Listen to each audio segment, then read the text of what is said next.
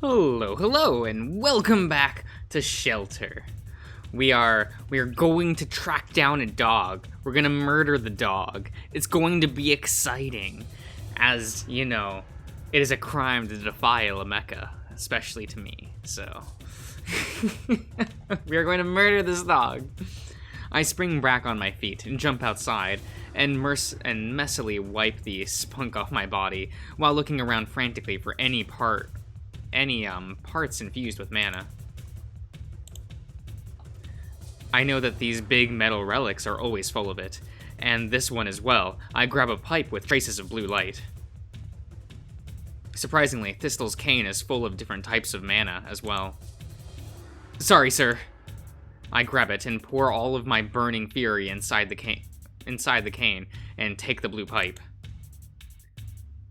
They stain, resist, but after a moment of relenting pushing, they surrender all of the mana to me. Even more than I can keep. I toss the depleted cane back to Thistle and immediately run away. The little shit couldn't have gotten far. Human! Your coat! Your zipper! Screw that! There he is.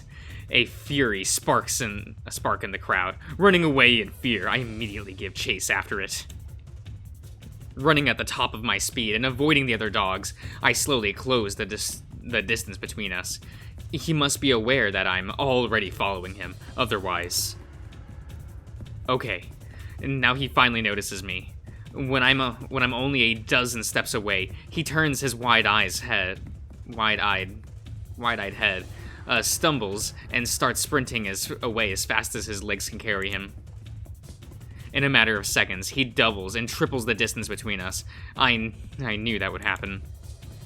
I can't naturally outrun most of the dog breeds in a fair race, I know that. But unfortunately for him, I'm done playing fair. I let the purple mana flow through the veins across my whole body, seep into every fiber of my muscles, and over time, I feel my perception changing. My sense of smell sharpens. The familiar scent of canine appears more striking and somehow unpleasant to me now. I feel the tinge of unreasonable panic as the awareness of my surroundings widens across all of the corners of my vision instead of my natural focus on the front.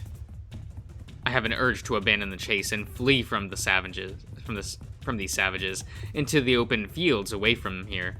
I feel like my life is threatened by their presence. But I know this is a figurative. This is a figurative? Bullshit. The influence of ungulate mana is strong on my mind, but I am stronger. I will bend this magic to mine. Ungulate. Power burst.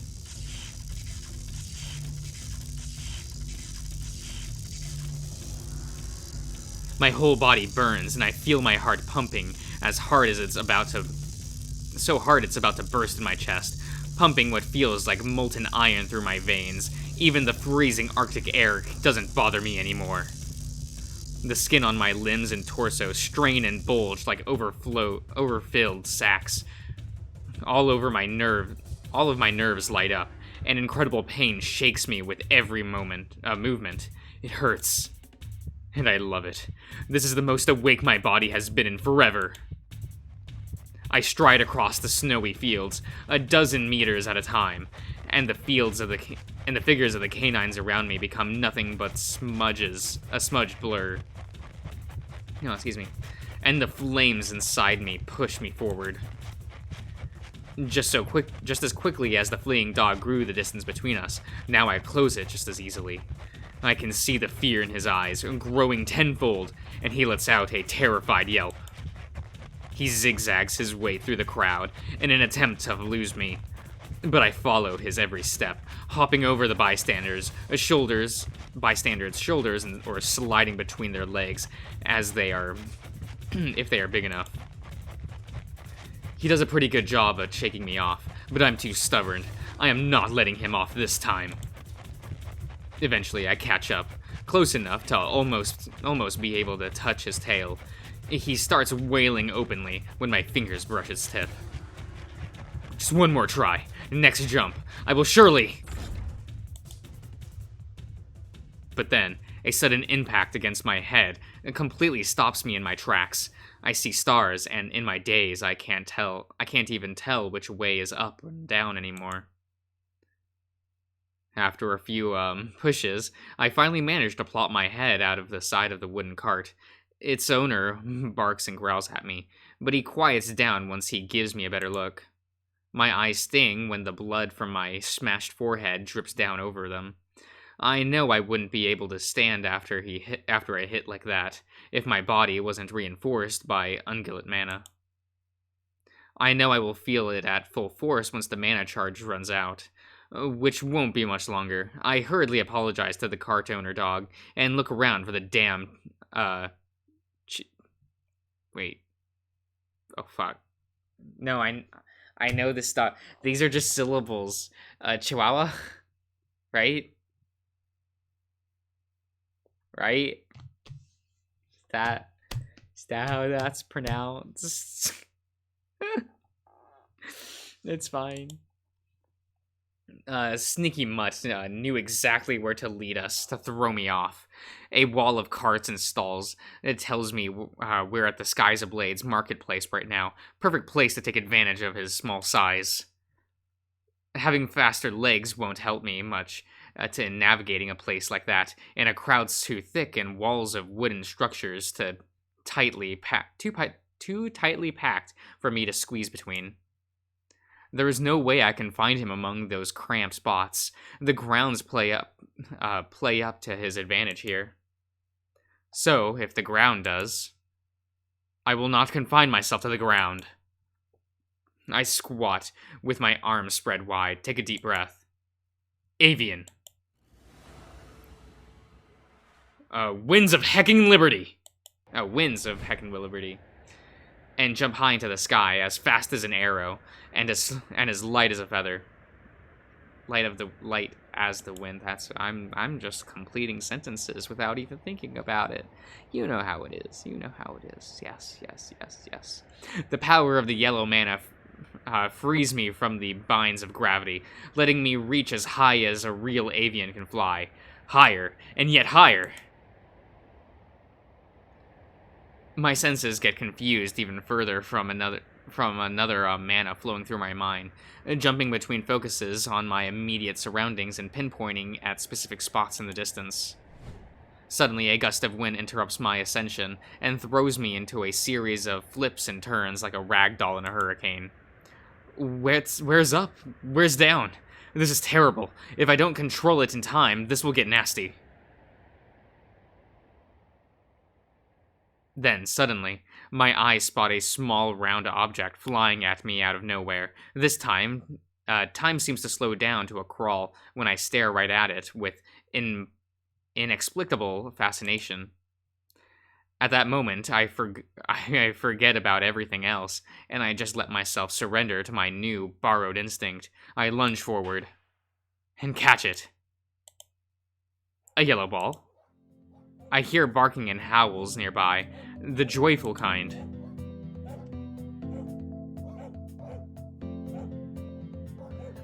Everything finally snaps back into the right place in my mind.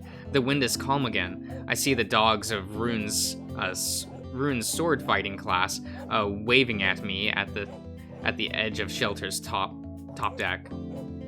They want it back? I twist, making a front flip and fling the ball back onto the deck. The dogs immediately chase after it. It's great to see them happy. Then my eyes return back down, searching frantically through the crowds far below. I don't have much time. Avian mana on its own doesn't allow controlled flight. Without possessing physical wings, I can only float and roughly adjust the direction of my fall. And I can't run out of this mana before I land, or I won't survive. I have only one chance at this. And one chance is enough. Avian mana is one of the best synergies for my eyes. There you are. I flip backwards and surrender to the embrace of gravity once again. Like a hunting avian, I dive headfirst down towards the snowy grounds. By angling my body the right way and helping myself with the mana's ability, I build up an arc near parallel to the ground below. The dogs let out a surprised shout and point fingers at me after I swoosh over their heads like a shadow. 52 and 3/4 meters above the ground. 28 and 2/10 meters. Half a dozen. Gotcha! The little dog doesn't even have time to properly register what hit him. We tumble over the snow for what feels like a couple 100 meters before we sink into a tall, snowy hill. I poke my head out of the snow and yank the dog by the collar of his coat. I have never seen a more terrified creature in my entire life.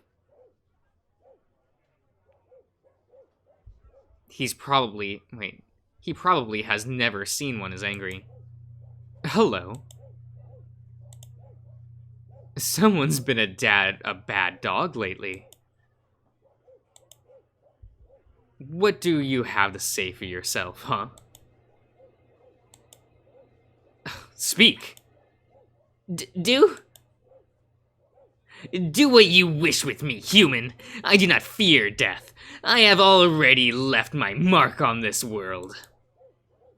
Nothing a mix of water and white vinegar can't take care of, I assure you. You monster! So that's why some of my marks didn't stick. Regardless, hard as you may try, you will never find them all. I regret nothing, and I will proudly do that again in my next life. Okay. I will come bark and spread the mark again. Mark my words, I shall return! In an exaggerated, theatrical fashion, he spreads his arms and bares his neck for me. Tears rolled from the corners of his closed eyes, and he looks completely resigned to his assumed fate. I see the gawkers gathering behind us and murmuring between each other. Okay, this is just getting awkward now. Dude, I'm not going to hurt you. I just wanted to talk with you and... Luke, what the hell? Oh, you're back. And you're mad. Put your coat on, you'll freeze to death.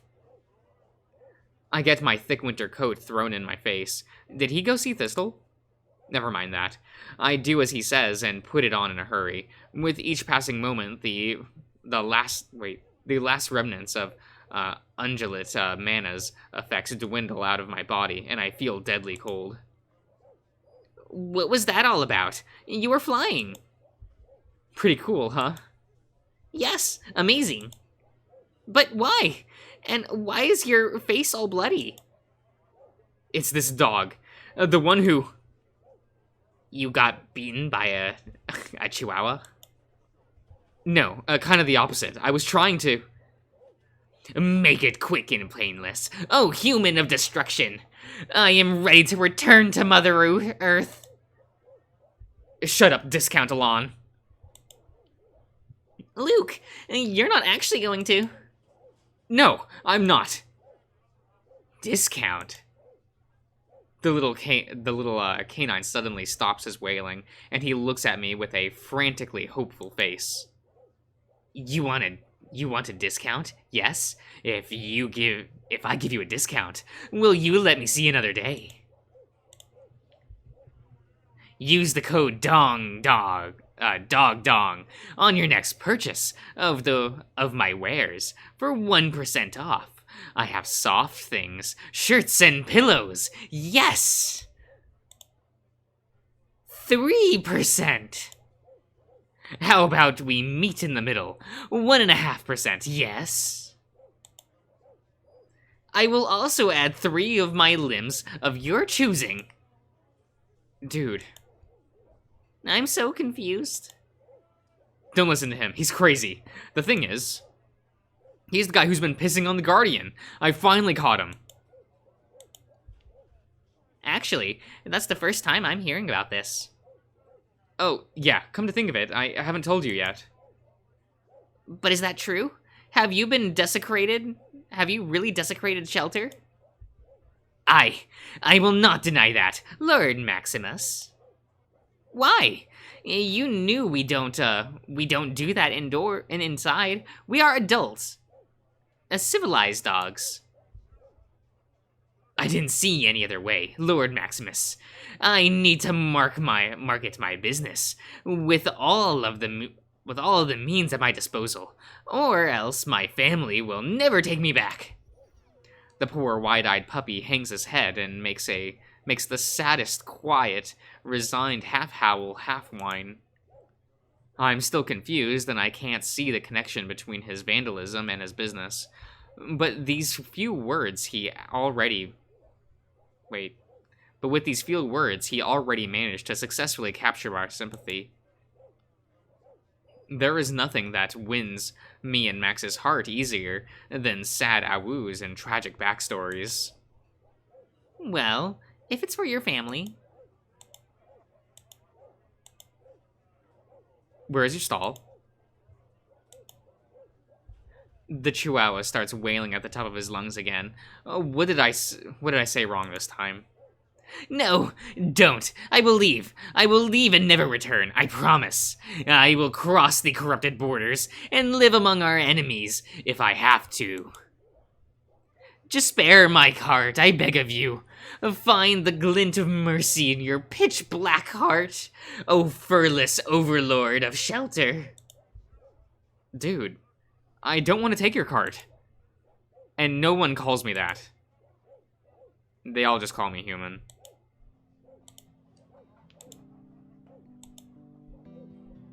What is your name? Dandelion. That's my name. But you can call me Dandy, or whatever else you like. My brother calls me that before my full name is... because my full name is long and stupid, and has a line in it. Do you think that's stupid? It must be, if they, say so. I hate it. I mean, I hate Dandy. It gets rid of the best part. I think Dandelion sounds badass. Lions are big, strong, and brave. They are the royal clan of the felines. They say nothing good has ever come from that country. Well, I did. And I did too. However, I'm not going to say that out loud. Lions in particular will always have a sweet spot in my heart as well. Forget everything you were told before you came here. Forget there even is the outside world out there. You are in shelter now. You are free to make your own decisions and judgments. And you are free to be addressed by your true name. Dandelion. Okay. Yeah. The Chihuahua's... No. Dandelion's huge eyes sparkle as he stares at Max's smiling face. A tear swell in them, and I can almost hear the fast-beating heart in the little dog's chest. I'm still amazed that Max can pull that off. That he can speak just a few words, and they still manage to reach the canine heart, or right where it counts. He really learned from the best, huh? Thank you, Lord Maximus, I thank you. Max laughs and wags his tail, but glances away embarrassed. He must have realized how ironic it was that he was encouraging using Dandelion's full name, but he prefers an abbreviation to his own. Abbreviation. That's what that word was. Oh my god. Show us your cart and tell us your story. Maybe I will forgive you for pissing on the Guardian. I laugh and pat the little scared dog on the shoulder. Then I try to stand back up. But I tumble to the side like a fallen tree, flat into the snow. What? Luke? I'm confused by a rush of sensations in my body. I'm too shocked and disoriented to look down. Okay, two things. First, your pants are unzipped and your dong is sticking out. Oh yeah, thanks. I forgot about that. And the second thing?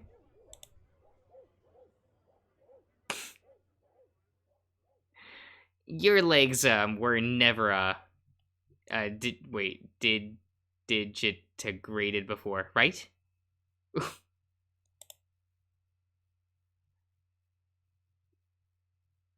Okay. I'll end the part here for now, so I'll see you around, everyone.